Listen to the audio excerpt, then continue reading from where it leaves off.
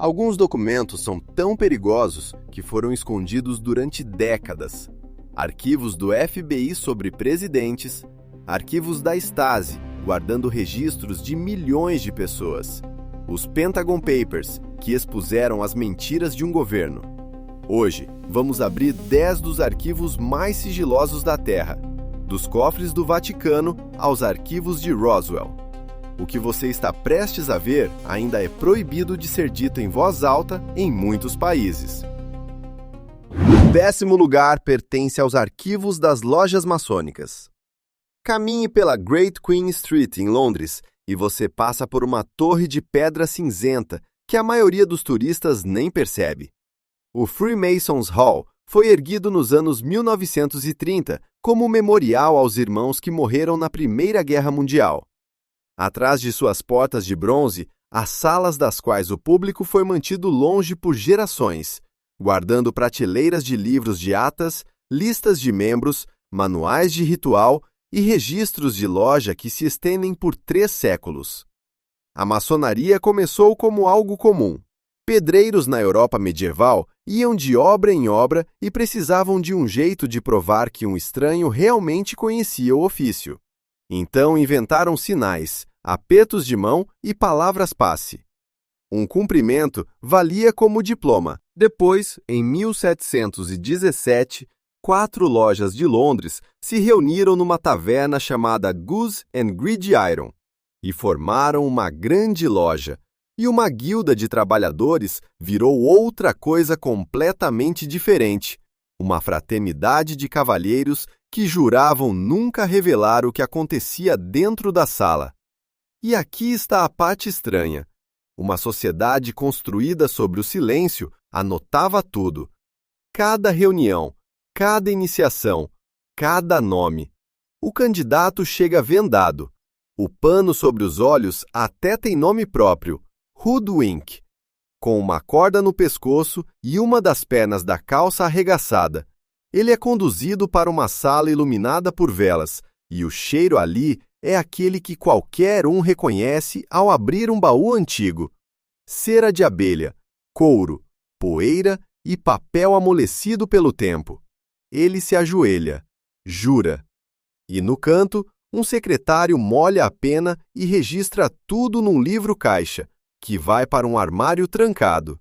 Foi exatamente esse rastro de papel que tornou as lojas perigosas de possuir. Em 1826, um pedreiro de Batávia, Nova York, chamado William Morgan, anunciou que iria publicar os rituais num livro. Ele estava falido, amargurado e tinha um editor. Quase de imediato, a tipografia dele pegou fogo. Depois, Morgan foi preso por uma dívida de alguns dólares. Um desconhecido pagou a conta, tirou-o da cadeia depois de escurecer e o colocou numa carruagem rumo ao oeste. Testemunhas viram essa carruagem seguir na direção de Fort Niagara. Ninguém nunca mais viu William Morgan.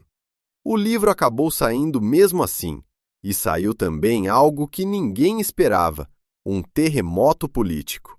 Os americanos decidiram que uma sociedade secreta tinha feito um homem desaparecer, e a revolta deu origem ao Partido Antimaçônico, o primeiro terceiro partido da história dos Estados Unidos, que chegou a lançar um candidato à presidência.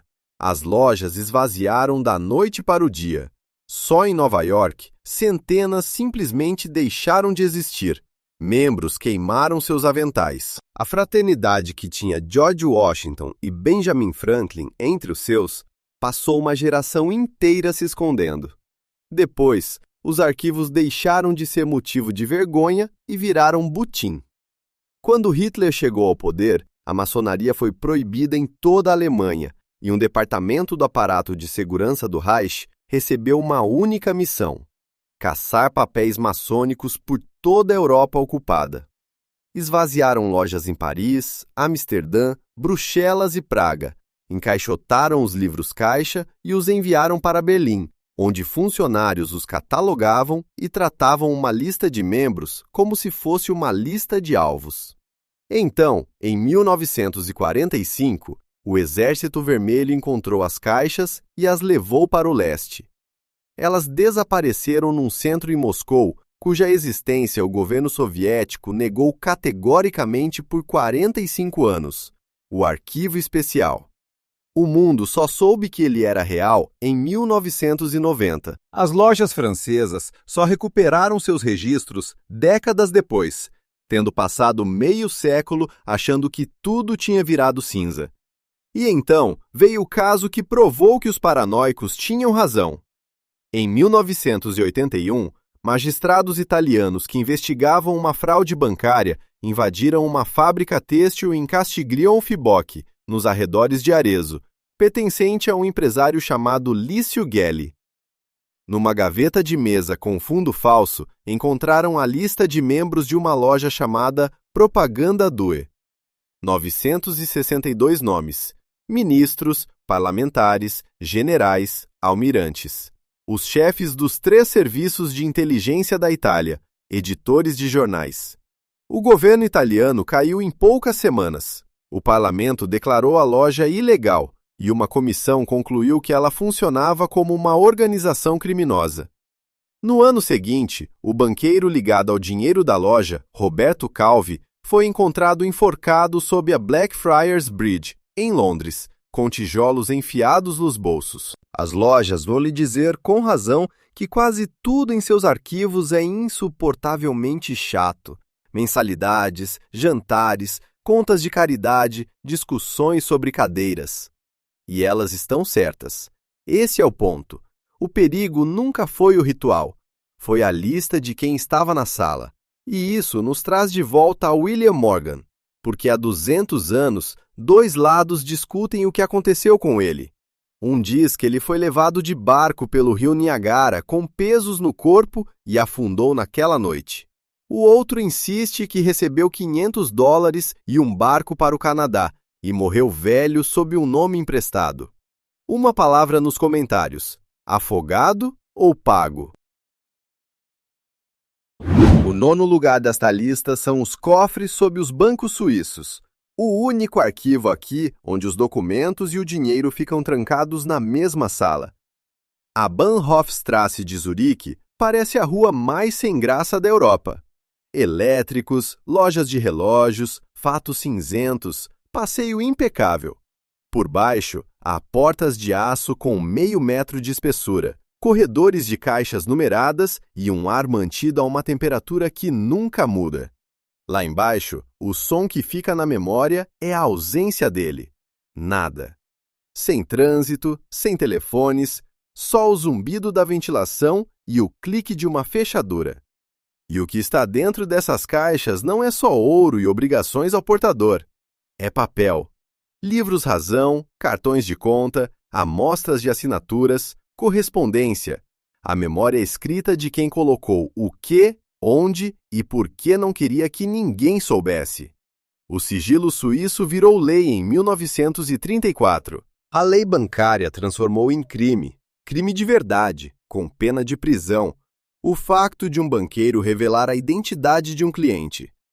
Não era uma política interna, era uma infração penal. De um dia para o outro, a Suíça transformou dizer a verdade sobre dinheiro em quebra da lei. E a riqueza do mundo começou a chegar de comboio. Parte dessa riqueza chegou com pessoas que nunca mais voltaram para buscar. Famílias judias por toda a Europa, vendo o que se aproximava, transferiram as poupanças para contas suíças, porque a Suíça prometia que nada seria entregue a um governo. Depois, essas famílias foram assassinadas. E a promessa manteve-se. Os bancos não libertavam o dinheiro sem certidão de óbito, e Auschwitz não emitia certidões de óbito. Aos herdeiros que viajaram a Zurique nos anos 50 e 60, pediam documentos que não podiam existir e mandavam-nos embora. Os cartões das contas ficavam na gaveta. Só nos anos 90 é que essas gavetas foram forçadas a abrir. Uma comissão internacional, presidida pelo antigo chefe do Banco Central americano, passou anos a auditar mais de 4 milhões de contas abertas na Suíça durante o período nazi. Identificou dezenas de milhares com ligação provável ou possível a vítimas do Holocausto. Em 1998, os dois maiores bancos suíços concordaram em pagar 1.250 milhões de dólares para encerrar as reclamações. 50 anos de não temos registro disso terminaram com um cheque.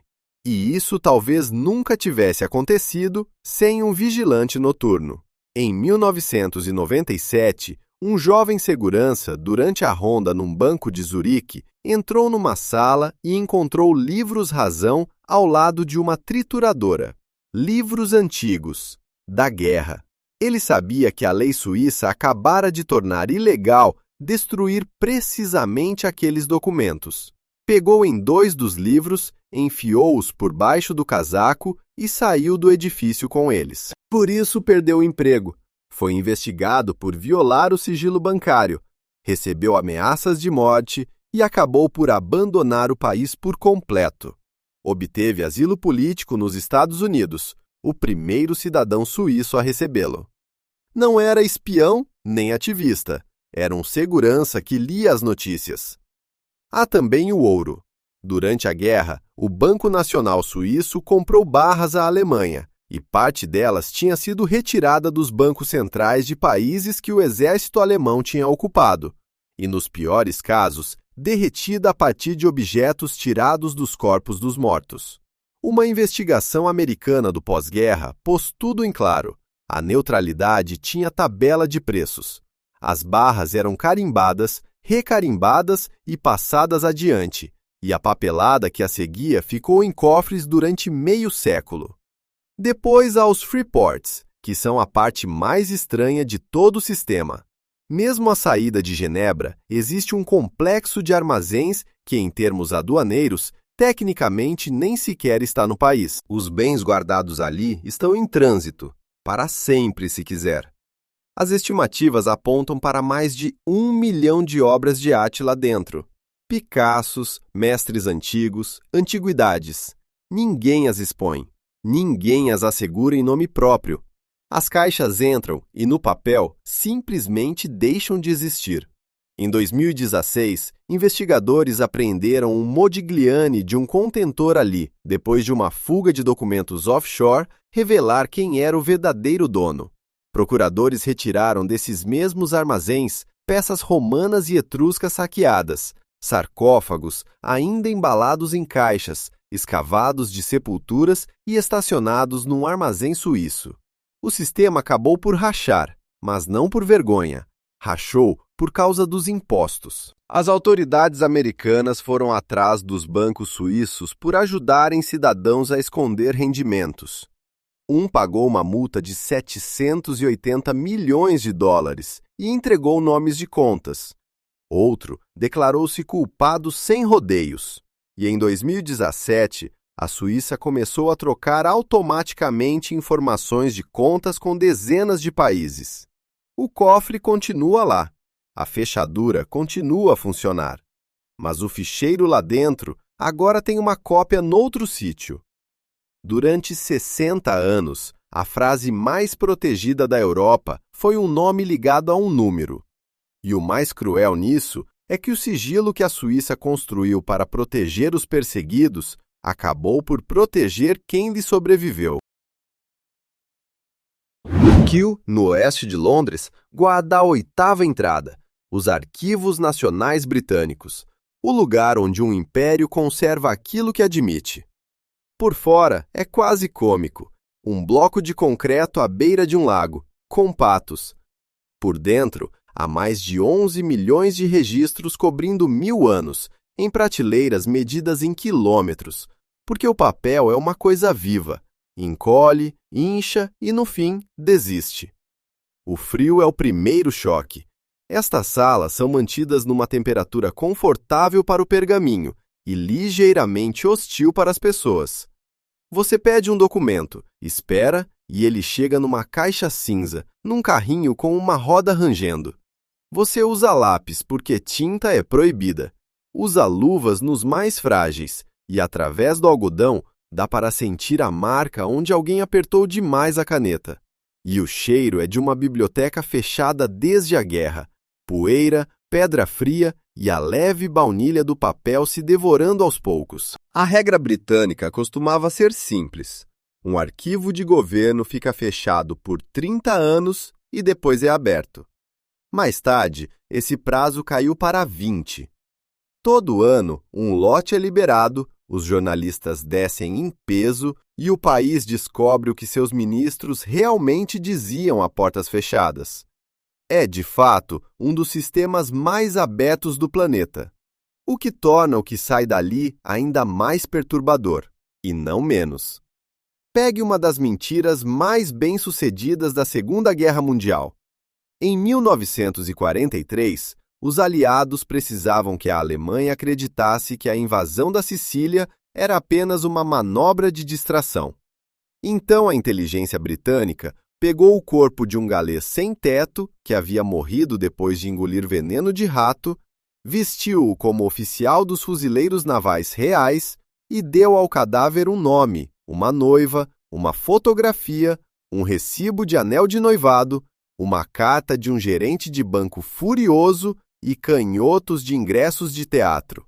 Uma vida inteira inventada nos bolsos. Um submarino soltou o corpo perto da costa espanhola com uma pasta presa ao pulso, contendo planos falsos. Os documentos chegaram a Berlim. Divisões alemãs se moveram para a Grécia e a Sardenha. A Sicília caiu. Tudo isso ficou num arquivo em Kew, até ser desclassificado décadas depois. E o homem que tornou aquilo possível jazia num túmulo com o nome de outro. Depois há o caso que a Grã-Bretanha ainda não consegue explicar.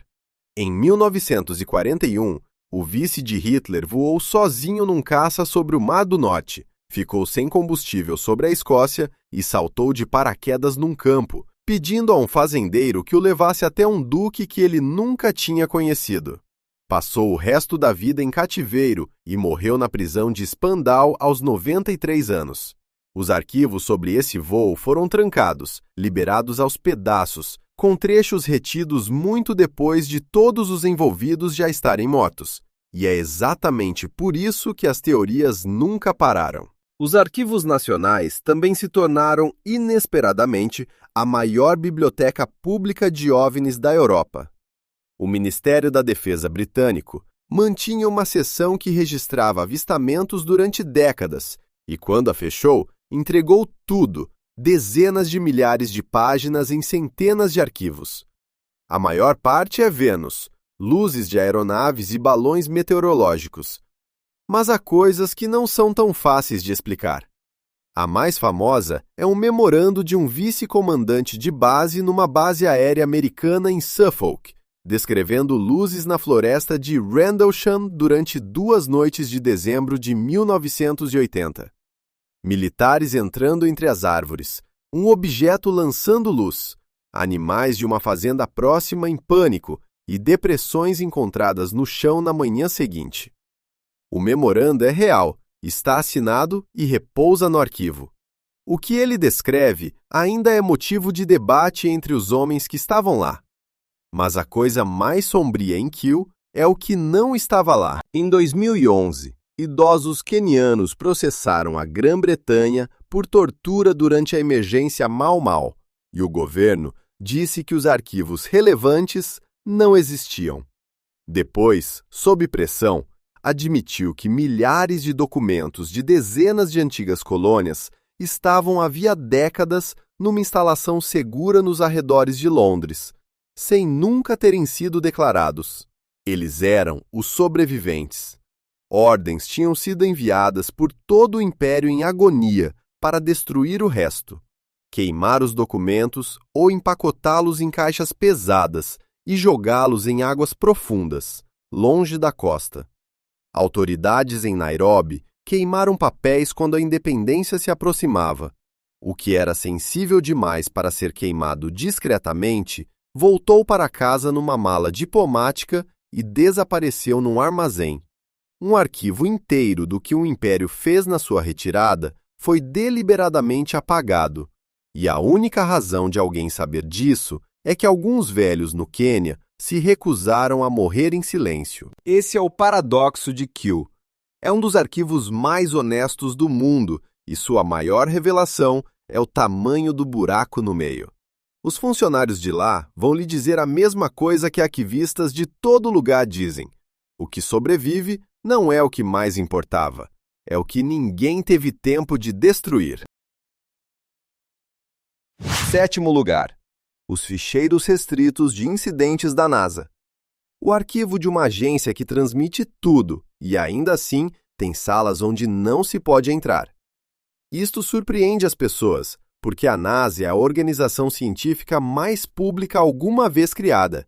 Transmite lançamentos em direto, coloca telemetria bruta na internet, distribui fotografias de graça e, no entanto, tem cofres classificados, transcrições seladas, relatórios restritos e amostras guardadas em recipientes fechados, intocadas, desde antes de muitos de nós termos nascido.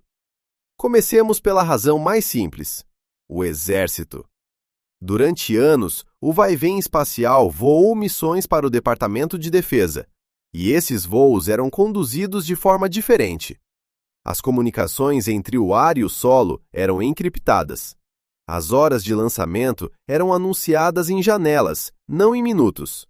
As cargas úteis nunca eram descritas. Os astronautas treinavam para objetivos que não podiam discutir nem com as próprias famílias. Voavam, regressavam a casa e não diziam nada. Esses registros não ficam guardados com as fotografias da Lua. Ficam onde ficam os segredos da defesa, e muito disso nunca veio cá para fora. Depois há as transcrições. Em 1969, 2 meses antes da aterragem, uma tripulação voou à volta da Lua no ensaio geral. No lado oculto, sem contato com a Terra, naquele silêncio de rádio que só existe quando o mundo inteiro está fisicamente entre ti e todos os outros seres humanos, os astronautas ouviram algo nos auscultadores. Um assobio. Um deles chamou-lhe música do espaço profundo. Discutiram, a sério, se deviam mencionar aquilo no relatório final, porque sabiam como soaria. E aqui está a parte mais estranha do que qualquer encobrimento. A fita nunca foi enterrada. Levava o carimbo de rotina colocado em todas as gravações de missão. O carimbo expirou no prazo previsto, e a transcrição ficou nos arquivos nacionais a partir dos anos 70, disponível para quem a pedisse. Ninguém pediu. Só nos anos 2000, quando a NASA a digitalizou e a colocou online, é que o mundo finalmente ouviu. A explicação da NASA é interferência de rádio entre 2 antenas da nave. Os engenheiros que trabalharam nesses sistemas discutem isso até hoje, e a gravação continua lá fora, para quem a quiser ouvir. Algumas restrições tinham mais a ver com luto do que com segredo. Quando um vai-vem se desfez sobre a Flórida em 1986, a cabine da tripulação caiu durante mais de 2 minutos antes de atingir a água. Foi recuperada do fundo do mar. A investigação sobre o que aconteceu dentro dessa cabine foi conduzida em silêncio, e a conclusão foi publicada numa linguagem médica fria. Não foi possível determinar a causa da morte, mas um detalhe escapou, e nunca mais saiu da cabeça de quem o ouviu. A tripulação levava unidades pessoais de oxigênio, ativadas manualmente. Várias tinham sido ligadas. Alguém naquela cabine, nos segundos após a desintegração, estava consciente e a fazer o seu trabalho. A NASA guardou os detalhes com muito cuidado, e o país ficou furioso com isso. E dá para perceber os 2 lados ao mesmo tempo. A mesma coisa aconteceu depois da segunda perda de um vai-vem, em 2003. A NASA produziu um relatório de investigação de sobrevivência, com um nível de detalhe extraordinário, clínico, e depois demorou 5 anos a divulgá-lo. Quando saiu, eram 400 páginas de coisas que ninguém quer ler e que todos os engenheiros precisam de ler. E depois, ao ficheiro que simplesmente desapareceu. As fitas originais da primeira aterragem na Lua, não as cópias difusas da transmissão que o mundo viu, mas as transmissões brutas recebidas na Austrália e na Califórnia, mais nítidas do que qualquer coisa que alguma vez foi emitida, foram guardadas e depois perdidas. Depois de uma busca que durou anos, a NASA admitiu a verdade em 2009. numa época em que a fita magnética era escassa, tinham sido apagadas e reutilizadas. As imagens mais nítidas da maior coisa que a nossa espécie alguma vez fez foram gravadas por cima, provavelmente com dados meteorológicos de satélite. O que temos hoje é uma restauração construída a partir de cópias. Nem tudo o que está selado é uma tragédia. Num laboratório em Houston, existe um cofre onde amostras lunares são mantidas sob azoto, manuseadas através de caixas com luvas, em salas onde se toma banho e se veste bata antes de entrar, porque a pele humana é um contaminante. Alguns recipientes foram fechados na Lua e nunca mais abertos. A lógica era uma aposta no futuro. Um dia haverá instrumentos que ainda não existem e seria um crime gastar tudo agora. Nos últimos anos, abriram uma dessas latas, selada desde 1972, e deixaram máquinas modernas cheirar o ar de outro mundo. A NASA também deixou de se encolher perante a parte mais estranha do seu próprio registro. Depois de décadas a tratar avistamentos inexplicáveis como veneno para a carreira, a agência reuniu uma equipe de estudo independente, publicou as conclusões e nomeou alguém para liderar a investigação a tempo inteiro, admitindo com honestidade que a maioria dos relatos vem de dados tão fracos que deles não se pode concluir nada. É isso que torna este arquivo tão discretamente assombroso. Não está a esconder extraterrestres, está a esconder as partes da história em que a organização mais cuidadosa da Terra ficou assustada, ou embaraçada, ou simplesmente ficou sem fita. O sexto lugar cai num deserto do Novo México, com os arquivos de Roswell, a única entrada aqui em que o próprio comunicado de imprensa de um governo é um mistério.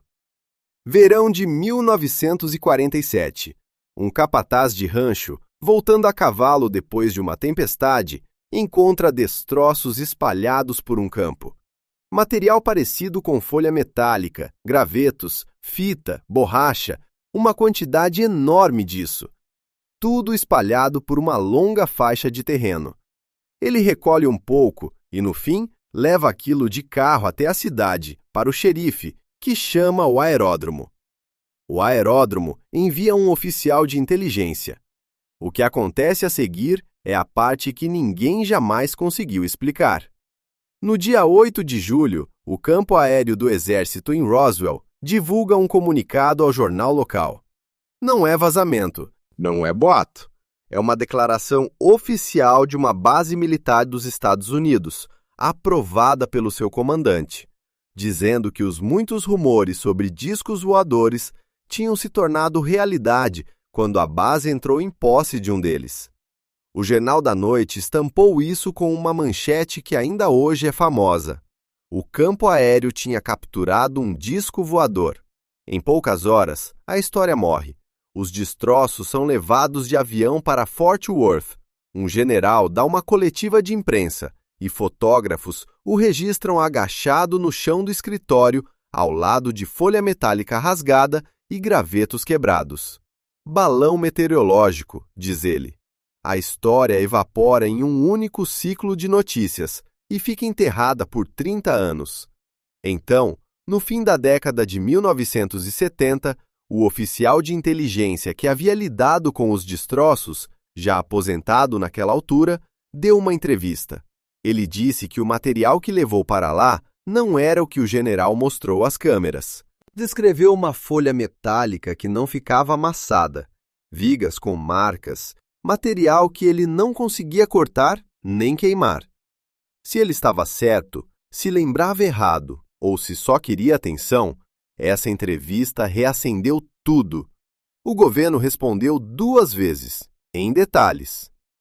Em 1994, a Força Aérea publicou um relatório dizendo que os destroços vinham de um projeto ultra-secreto criado para detectar testes nucleares soviéticos, lançando microfones na alta atmosfera em longas cadeias de balões. Cadeias que levavam refletores de radar feitos de folha metálica, gravetos de balsa e fita adesiva. Um desses voos, lançado semanas antes da descoberta, nunca foi recuperado. E aqui está o detalhe que pesa. Os refletores eram montados por uma empresa de brinquedos, e a fita que os reforçava vinha impressa com padrões parecidos com flores. Formas rosas e roxas numa tira de fita. Veja isso num campo em 1947, e você muito bem poderia chamar aquilo de uma escrita que não reconhece. 3 anos depois, a Força Aérea respondeu também sobre os corpos.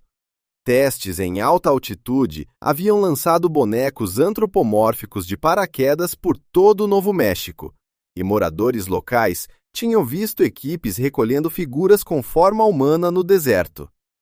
O problema óbvio é que esses lançamentos aconteceram anos depois de 1947, e a resposta do relatório, de que a memória comprime o tempo, foi justamente a parte que quase ninguém aceitou.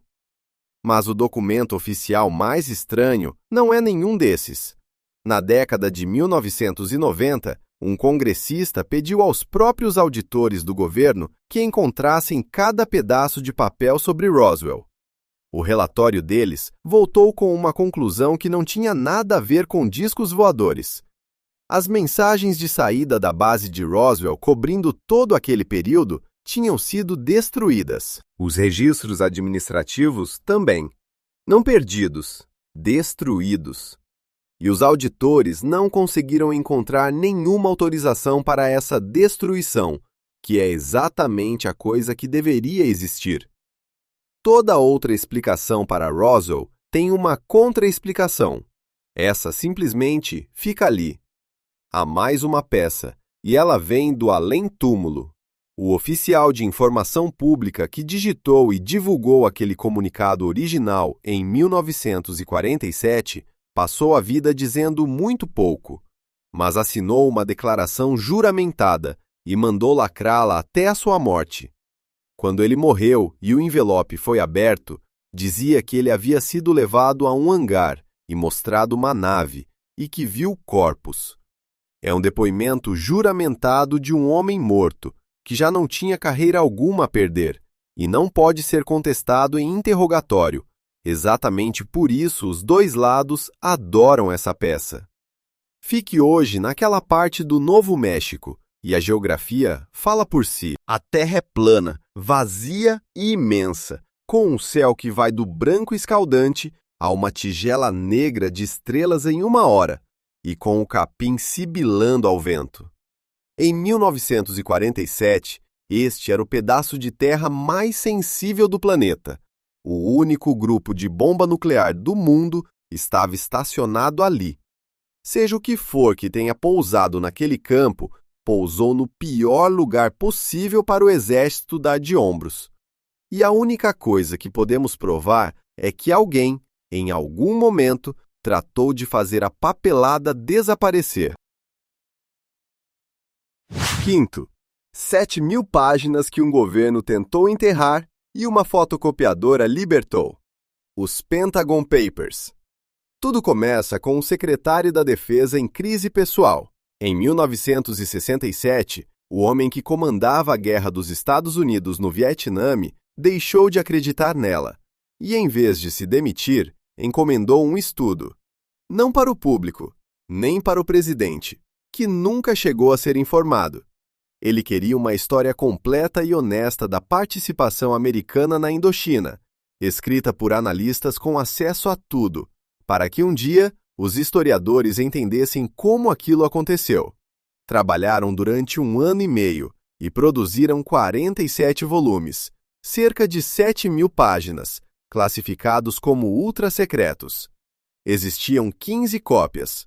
O que tinham escrito, sem o quererem exatamente, era uma confissão.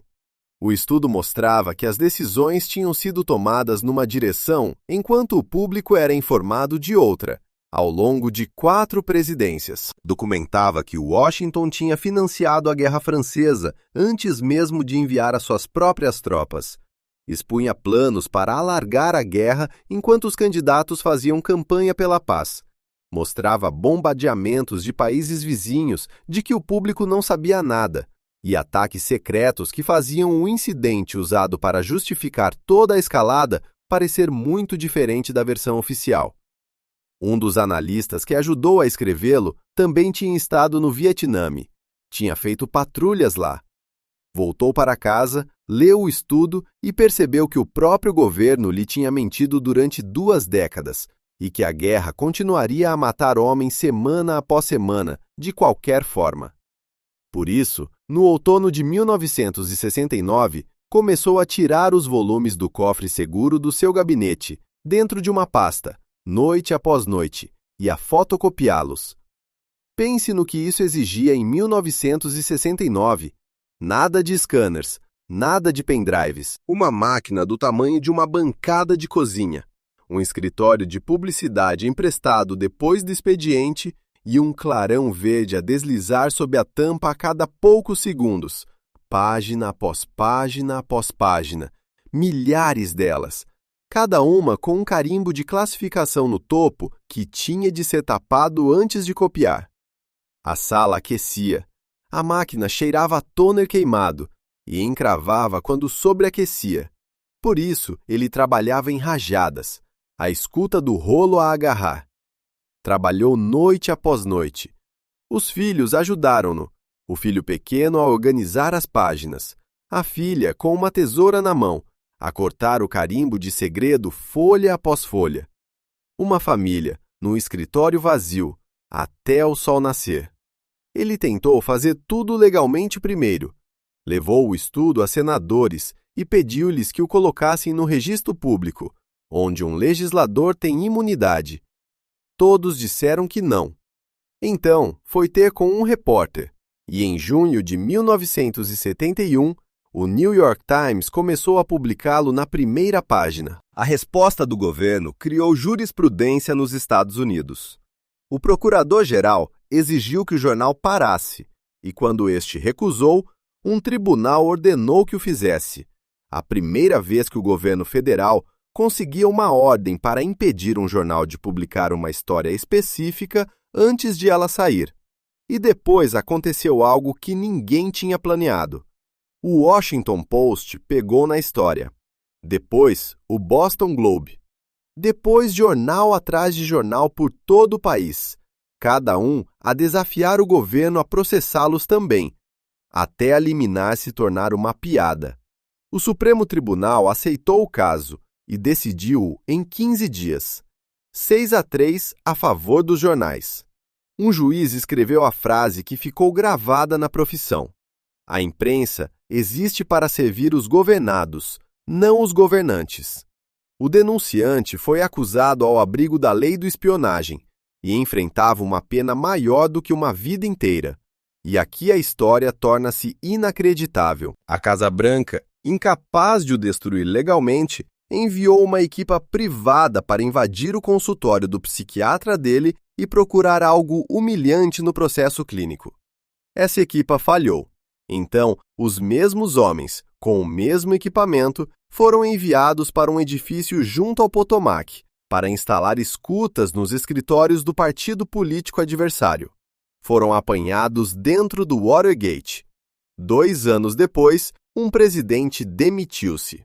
O processo contra o denunciante ruiu quando o assalto veio a público e o juiz arquivou tudo, citando uma conduta governamental tão extrema que o julgamento justo era impossível. O homem saiu do tribunal como cidadão livre. O estudo completo só foi finalmente desclassificado, na íntegra, 40 anos depois da publicação, décadas depois de qualquer segredo realmente importante ali contido já ter sido lido por quem se importava. E é aí que está a ironia central. O documento classificado mais explosivo do século XX não foi roubado por um serviço estrangeiro nem comprado por um inimigo. Foi levado numa pasta por um homem que o ajudou a escrever, copiado numa máquina alugada por um pai e pelos seus filhos, e publicado num jornal que se comprava por 15 cêntimos numa esquina. O papel que ajudou a derrubar uma guerra era papel comum, ainda quente da fotocopiadora. 4º lugar. O Arquivo Apostólico do Vaticano. 1000 anos de cartas do mundo inteiro, guardadas atrás de um muro em Roma. A escala é o que derruba as pessoas primeiro. 85 quilômetros distantes, 12 séculos de documentos. A maior parte não está nos salões grandiosos que os turistas imaginam, mas num bunker de betão armado de 2 pisos, construído por baixo de um pátio, onde a coleção fica mergulhada numa escuridão com controlo climático, e onde as luzes sobre cada corredor só se acendem quando alguém entra. Por isso, a visita é uma lenta procissão de pequenas iluminações numa sala enorme e escura. Lá em cima, na sala de leitura, o som é o das canetas no papel e mais nada. E o cheiro é de pergaminho, que não cheira nada a papel. Cheira ligeiramente a animal, porque foi exatamente isso que ele foi. Durante séculos, o nome foi Arquivo Secreto, o que gerou 400 anos de mal-entendidos. A palavra latina queria dizer apenas privado. Os papéis do próprio Papa em oposição à biblioteca. Em 2019, o Papa mudou oficialmente o nome, sobretudo por cansaço com a indústria das conspirações. Não adiantou. O nome nunca foi o essencial. O que está ali dentro é o rastro em papel da única instituição que escreve cartas sem parar desde Carlos Magno. A petição da corte de Henrique VIII a pedir a anulação que acabaria com o catolicismo inglês. Um documento pingando selos de cera vermelha pendurados em cordões, dezenas deles, vindos dos nobres e bispos de Inglaterra, todos a pressionar um homem que disse não. Há a carta de um neto de Gengis Khan para um papa, escrita em persa, a informar a igreja de que Deus tinha dado o mundo aos mongóis e que o papa devia aparecer pessoalmente e submeter-se. Há os autos do julgamento de Galileu. Há a excomunhão de Martinho Lutero. Há cartas de Miguel Ângelo sobre dinheiro, de Maria, rainha dos escoceses, antes da execução, de Maria Antonieta e de Abraham Lincoln. O acesso nunca foi o segredo que as pessoas imaginam. O arquivo abriu aos estudiosos nos anos 800 do século XIX, e hoje um investigador pode candidatar-se, receber um cartão e requisitar documentos. Mas é preciso saber exatamente o que se quer. Não se pode folhear ao acaso, não se pode vaguear pelas estantes. Só se pode pedir um pequeno número de itens por dia, a partir de um índice que, por si só, já é incompleto, o que significa que o arquivo está, na prática, selado pelo tamanho. Não é guardado por uma fechadura, é guardado por 85 quilômetros. Foi assim que a melhor história de todas ficou perdida durante 700 anos. Em 2001, um paleógrafo italiano, a trabalhar na coleção, puxou um pergaminho que tinha sido arquivado no sítio errado, colocado ali, séculos antes, por um funcionário que teve uma tarde péssima. Era o registro de uma audiência papal com os líderes dos Cavaleiros Templários, realizada em Chinon em 1308, e dizia algo que o mundo nunca soubera. O Papa tinha-os absolvido. Ouviu-os e perdoou-os, e depois vergou-se mesmo assim ao rei de França, e deixou a ordem ser destruída e o seu grão-mestre queimado. O documento ficou na caixa errada, enquanto os templários se tornavam o nome mais conspirativo da história. Quando o Vaticano finalmente o publicou, fê-lo como uma facsímile de luxo, numa tiragem inferior a 800 exemplares, a um preço que comprava um carro usado. E o arquivo já perdeu mais do que a maioria das instituições alguma vez chega a guardar.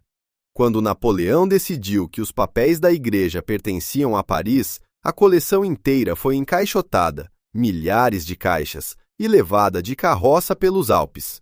Algumas caíram, outras foram abandonadas. Quando os sobreviventes regressaram depois da queda dele, não havia dinheiro para enviar tudo de volta.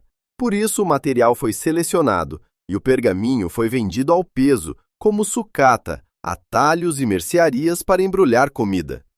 Ninguém sabe ao certo o que se perdeu. Essa é a definição da perda. A polêmica mais moderna é o papel mais recente. Os ficheiros do Papa, que reinou durante a Segunda Guerra Mundial, O homem é acusado de silêncio enquanto os judeus da Europa eram assassinados e defendido como um salvador discreto, foram retidos durante décadas. Só abriram finalmente em março de 2020. Centenas de estudiosos candidataram-se e, em poucos dias, o mundo fechou por causa da pandemia e os investigadores foram mandados para casa. Quando regressaram, começaram a publicar o que encontraram. E os debates não têm sido gentis para os santos de ninguém. O que está debaixo desse pátio não é uma conspiração. É pior, de certa forma. É a correspondência completa, honesta e desordenada do poder, guardada por pessoas que nunca deitaram nada fora e protegida pela única coisa que nenhuma fechadura consegue vencer: há simplesmente demasiado para ler. Terceiro, os arquivos da KGB. Os únicos desta lista que foram abertos, lidos e depois fechados de novo. Comece pelo homem que os derrotou, porque ninguém na história da espionagem jamais fez algo parecido. Ele era arquivista da KGB. Não era oficial de campo, nem espião. Era o homem que cuidava do papel. No início dos anos 70, supervisionou a mudança do arquivo da inteligência estrangeira para a nova sede, o que significou que centenas de milhares de pastas passaram pelas suas mãos. Ele tinha rompido com o sistema de forma silenciosa e total e tomou uma decisão: iria copiá-lo. Todos os dias, durante 12 anos, lia dossiês na sua mesa e escrevia notas em pedaços de papel, que escondia nos sapatos e nas meias e levava escondidas dos guardas. Todas as noites, tirava-os dos sapatos em casa. Todos os fins de semana, levava-os para a dacha, passava tudo a limpo na máquina de escrever, selava os papéis em recipientes e enterrava-os debaixo do chão e no jardim. Latas de leite e baús com os segredos mais profundos da União Soviética, escondidos entre os legumes. Durante 12 anos. Se um único guarda tivesse se dado ao trabalho de revistá-lo uma vez, ele teria sido fuzilado num porão. Aposentou-se. A União desmoronou. Em 1992, entrou numa embaixada britânica no Báltico, com uma amostra dentro de uma bolsa. E os britânicos tiraram de lá ele, a família e 6 baús de material. O que havia nesses baús reescreveu o mapa. Redes que operavam havia décadas foram identificadas. Armas e esconderijos de rádios espalhados pela Europa Ocidental. Alguns deles armadilhados foram localizados e desenterrados pela polícia suíça e belga. E numa casa de subúrbio na Inglaterra, jornalistas encontraram uma simpática avó de 87 anos fazendo chá no jardim, que vinha passando segredos atômicos para Moscou desde os anos 40. A espiã soviética que mais tempo serviu à União Soviética na história da Grã-Bretanha. Ela nunca foi processada. Disse que faria tudo outra vez. Então, por um instante, os próprios arquivos se abriram. No caos do início dos anos 90, as portas foram arrancadas do lugar. Um ex-dissidente, um homem que passara 12 anos em prisões e hospitais psiquiátricos soviéticos, foi convidado de volta ao país como testemunha especialista no julgamento do Partido Comunista e recebeu acesso aos próprios papéis do Comitê Central. Ele entrou com um laptop e um scanner portátil, que em 1992 ninguém naquele prédio entendia, e copiou milhares de documentos enquanto os funcionários observavam um homem que julgavam estar apenas tomando notas. Ele conseguiu sair com tudo e publicou o material. E em 1992, o presidente da Rússia entregou ao presidente da Polônia um pacote lacrado. Dentro estava a resposta para uma mentira de 50 anos. Durante meio século, a União Soviética insistira que os oficiais poloneses encontrados na floresta de Katyn, milhares deles, com as mãos amarradas, baleados na nuca, tinham sido mortos pelos alemães. O pacote continha a ordem, um memorando do chefe da polícia secreta propondo que quase 22 mil prisioneiros poloneses fossem fuzilados sem julgamento, e nele as assinaturas do Politburo. A de Stalin está ali no topo, em lápis azul, casual, do jeito que se assina uma entrega. O que essa ordem produziu é o tipo de detalhe que nunca sai da cabeça. Em uma prisão, as execuções eram feitas à noite, um homem de cada vez, por um profissional que levava o próprio avental de couro e luvas longas para não sujar o uniforme de sangue, além de uma maleta com pistolas alemãs, porque funcionavam melhor para esse trabalho. Ele fez isso durante semanas. Depois recebeu uma medalha. E então a porta se fechou. A abertura durou poucos anos. As investigações foram encerradas. Volumes que antes eram públicos voltaram a ser classificados. Hoje, a maior parte do arquivo do Serviço de Segurança está exatamente onde sempre esteve, nos mesmos prédios, sem ser lida. Em 2021, a organização que passou 30 anos reunindo os nomes das vítimas foi liquidada por ordem judicial. Ainda resta uma fenda, e ela é enorme. Quando a Ucrânia rompeu com o seu passado soviético, abriu completamente os arquivos da KGB em seu território. Milhões de documentos, acessíveis a qualquer pessoa, digitalizados sem precisar de autorização. A mesma instituição, o mesmo papel, a mesma caligrafia. Num país é segredo de Estado. No país vizinho, você pode ler no celular. E é essa a crueldade peculiar de tudo isso. Não é que nunca tenha sido aberto, é que foi. O mundo deu uma olhada e depois alguém, em silêncio, virou a chave de volta. Vice-campeão, em segundo lugar, os arquivos secretos de J. Edgar Hoover, o arquivo pessoal de um homem que nunca foi eleito para nada e sobreviveu a 8 presidentes. Ele comandou a Polícia Federal Americana durante 48 anos. Todo presidente, dos anos 20 aos anos 70, herdou Hoover, e nenhum deles o demitiu. Esse é o fato em que tudo se apoia. Presidentes mandavam embora generais e secretários de gabinete quando bem entendiam, mas mantinham o homem dos armários de arquivo, porque havia 2 conjuntos de armários. Os registros do birô ficavam no birô, mas na própria sala do diretor havia arquivos que nunca entravam no sistema central, guardados à parte, indexados à parte, acessíveis a um único homem. Parte era administrativa, muito era íntima. Ali estava o que grampos, escutas e informantes tinham captado sobre a vida privada de senadores, deputados, juízes, astros de cinema e presidentes. Hoover nunca precisava ameaçar ninguém. Bastava mencionar com toda a cordialidade que o Bureau tinha recebido algumas informações e que ele, claro, já tinha tomado providências para que aquilo não fosse adiante.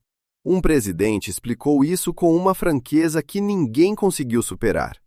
Quando lhe perguntaram por que não se livrava de Hoover, respondeu que talvez fosse melhor tê-lo dentro da tenda do que fora dela. Então, Hoover morreu, na primavera de 1972, em casa, ainda no cargo. E nos dias seguintes, aconteceu o evento documental mais importante da história americana, dentro de um escritório, com uma trituradora de papel. Sua secretária, de 54 anos, passou pelos arquivos pessoais. Gaveta por gaveta, separou tudo, destruiu parte na hora e mandou o resto para o porão da própria casa de Hoover, onde foi queimado. Quando alguém da Casa Branca finalmente chegou para lacrar o escritório, as gavetas estavam vazias. Anos depois, ela testemunhou sob juramento no Congresso que tudo o que destruiu era estritamente pessoal, correspondência privada, nada sobre mais ninguém. Não há como verificar, nunca haverá. O arquivo mais valioso de poder de pressão já montado numa democracia virou confete nas mãos de uma mulher fazendo o que o chefe mandou, e ninguém jamais soube o que havia ali dentro. O que sobreviveu é o outro conjunto. Mais de 160 dossiês, milhares de páginas, o bastante para enxergar o contorno da coisa. e o bastante para entender o que o Bureau fez com isso. Durante 15 anos, manteve um programa de contra-inteligência contra americanos, comunistas, depois organizações de direitos civis, depois a Klan, depois o movimento anti-guerra. Não para processá-los, mas para destruí-los. Desacreditar, dividir, plantar histórias, mandar cartas anônimas para as esposas, fazer gente perder o emprego. Tudo isso ficou invisível até uma noite de 1971, quando 8 amadores, um professor de física, um taxista, 2 professores, arrombaram um pequeno escritório do FB na Pensilvânia enquanto o país assistia a uma luta pelo título dos pesos pesados. Pegaram todos os arquivos do lugar e os enviaram pelo correio para os jornais. Nunca foram presos. Vieram a público voluntariamente 43 anos depois. Dentro desses arquivos roubados estava a palavra que abriu tudo, e um documento é pior que todos os outros. Em 1964, um pacote chegou à casa de Martin Luther King. Dentro havia uma fita feita com escutas instaladas nos quartos de hotel dele, e uma carta sem assinatura dizendo que ele era uma fraude, que o mundo descobriria quem ele era em 34 dias, e que só restava uma coisa a fazer. Era uma instrução para se matar, datilografada pelo próprio governo, e foi a esposa dele quem abriu a carta. O original, sem cortes, foi encontrado 50 anos depois, numa caixa dos Arquivos Nacionais, por um historiador que procurava outra coisa. Hoover também comandou um programa de coleta de dossiês sobre suspeitos de homossexualidade no governo. Centenas de milhares de páginas, montadas para acabar com carreiras e destruídas discretamente nos anos 70, depois que o homem que dera a ordem já não estava mais lá. Ele manteve um arquivo sobre Einstein por mais de 20 anos, com mais de 1000 páginas, porque um físico que assinava petições pela paz era, na lógica de Hoover, um risco. E ele quase nunca precisava usar nada disso. Em Washington, todo mundo já sabia que aquela gaveta existia. Esse era o mecanismo inteiro. Um homem com um arquivo e um país inteiro de pessoas que já não conseguiam lembrar exatamente o que tinham dito ao telefone em 1951. Estamos a uma posição do topo agora. O arquivo, em primeiro lugar, pertence a um país que já não existe. Ele guardava seus segredos em potes de vidro, além de pastas. É medida em quilômetros, não em páginas. E as pessoas que ele espionava depois receberam, por lei, o direito de entrar e ler cada palavra escrita sobre elas, e descobrir qual pessoa à mesa da própria cozinha estava escrevendo aquilo. Escreva seu palpite nos comentários agora e continue assistindo para conferir se acertou. Primeiro lugar, os arquivos da Stasi. O Ministério para a Segurança do Estado da Alemanha Oriental chamava a si próprio de escudo e espada do partido. No fim, empregava 91 mil agentes em tempo integral e tinha recrutado 189 mil cidadãos comuns como colaboradores informais, num país com 16 milhões de habitantes. Aproximadamente um vigilante para cada 60 pessoas. A Gestapo, no auge, tinha um agente para cada 2.000. Aquilo não era uma força policial, era um passatempo ao qual uma nação inteira foi pressionada a aderir, e produziu papel, 111 quilômetros dele, milhões de fotografias, um fichário com dezenas de milhões de cartões. Se alinhasses os processos todos numa fila, iriam mais longe do que uma maratona. Um muro de pastas, cada uma pessoa, cada uma contendo o que os vizinhos tinham dito. É nos métodos que tudo deixa de ser abstração. Há uma sala no arquivo que os visitantes podem ver. Prateleiras com frascos de vidro comuns, daqueles em que se guardam compotas, selados com tampas de borracha. Dentro de cada um há um pano amarelo dobrado. São amostras de cheiro. Quando queriam registrar o odor de alguém, submetiam a pessoa a um interrogatório numa cadeira com um pano por baixo do assento. ou entravam à força no apartamento e tiravam roupa interior do cesto da roupa suja. O pano ia para o frasco, etiquetado com um nome, para que um dia os cães pudessem receber o cheiro de uma pessoa e ser lançados no seu encalço. Fileiras e fileiras de frascos, seres humanos catalogados pelo odor, arquivados por ordem alfabética. E depois havia aquilo a que chamavam decomposição. Prender dissidentes criava mártires e ficava mal lá fora. Por isso, a partir de meados dos anos 70, preferiam desmontar uma pessoa por dentro. Os agentes entravam no teu apartamento enquanto estavas no trabalho e mudavam coisas. Deslocavam um quadro 2 centímetros, acertavam o despertador, trocavam o teu chá por outra marca, levavam um sapato de um par. Nada roubado, nada partido, nada que pudesses denunciar a alguém sem pareceres louco. Ao mesmo tempo, chegavam rumores ao teu empregador. A tua tese era rejeitada, a tua namorada recebia fotografias, o telefone tocava às 3 da manhã. O objetivo, escrito numa diretiva, era fazer-te duvidar da tua própria cabeça, destruir as tuas relações e acabar com a tua carreira, sem nunca te tocarem. Milhares desfizeram-se. Alguns suicidaram-se. Não havia julgamento para recorrer, porque não havia crime. No outono de 1989, o muro abriu-se e os agentes perceberam o que havia nas próprias caves. Então começaram a destruir tudo. Destruíram até as máquinas queimarem. Todas as máquinas do ministério, mortas. Depois, sentaram-se e rasgaram as páginas à mão, enfiando os pedaços em sacos. Em janeiro de 1990, multidões entraram na sede de Berlim e a destruição parou. Ficaram para trás mais de 15 mil sacos, contendo, segundo estimativas, centenas de milhões de fragmentos de papel. E daí nasceu o trabalho mais estranho do mundo.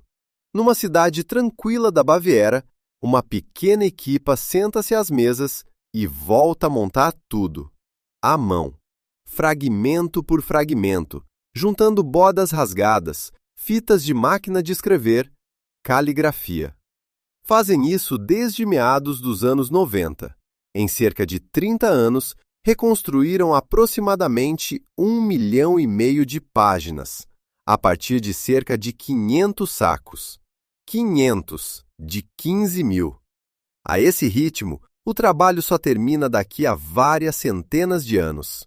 Chegou a ser construída uma máquina para fazer isso mais depressa, mas nunca recebeu financiamento suficiente para ser concluída. Por isso, continua como está. Uma sala de pessoas pacientes, a colar de novo um estado policial. Um canto de cada vez. Mas é aqui que está a razão de este arquivo ficar em primeiro lugar e nada chegar perto. Em 1992, a Alemanha fez algo que nenhum país tinha feito antes. Aprovou uma lei a dizer que qualquer cidadão podia entrar e ler o próprio processo. Não resumos, não versões com os nomes dos informadores apagados. O processo. Milhões de pessoas pediram acesso e saíram dessas salas de leitura a descobrir quem era o informador. Era um colega, era o melhor amigo, era um irmão. Uma dissidente de grande destaque abriu o seu processo e leu anos de relatórios detalhados sobre a sua vida, os seus amigos, as suas conversas privadas, escritos por um informador com o codinome Donald. E Donald era o marido dela, o pai dos filhos dela, que tinha sido colocado junto dela, casado com ela e a denunciado regularmente durante todo esse tempo. É isso que 111 quilômetros de papel realmente são. Não segredos de Estado. Não armas, códigos ou conspirações estrangeiras. É a prova escrita de cada pequena traição num país onde a coisa mais segura a fazer era denunciar os amigos, e onde um povo inteiro descobriu, numa sala silenciosa, com uma pasta à frente, exatamente com quem tinha estado a viver. Destes 10, qual é o teu número 1? Escreve nos comentários.